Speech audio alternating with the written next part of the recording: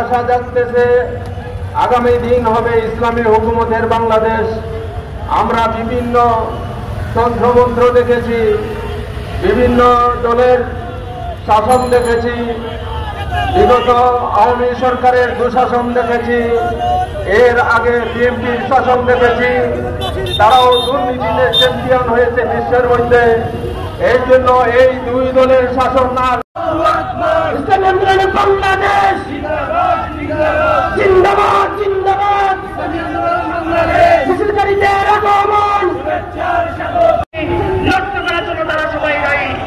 আমরা দৃঢ় কণ্ঠে বলতে চাই, ইসলামী আন্দোলন বাংলাদেশ এই বাংলাদেশে একটি আমূল পরিবর্তন করতে চায়।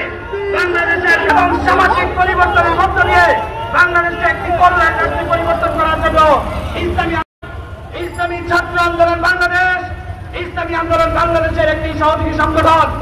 আমরা আপামর ছাত্র জনতাকে নিয়ে এদেশের 52 আর 71-এর ছাত্র রাজনীতিকে ফিরিয়ে আনতে চাই। আমরা আপামর ছাত্রদের সাথে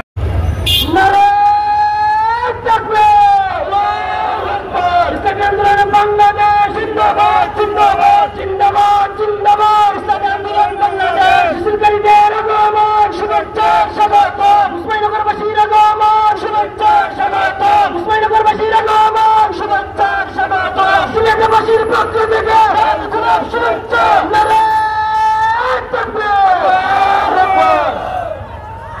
সংগ্রামী সাথী ও বন্ধুগণ, আজকের এই গণসমাবেশে এই পর্যায়ে বক্তব্য রাখবেন ইসলামী আন্দোলন বাংলাদেশ দক্ষিণ সুরমা উপজেলা শহরের সংগ্রামী সহ সভাপতি মোহাম্মদ আরিফুল ইসলাম।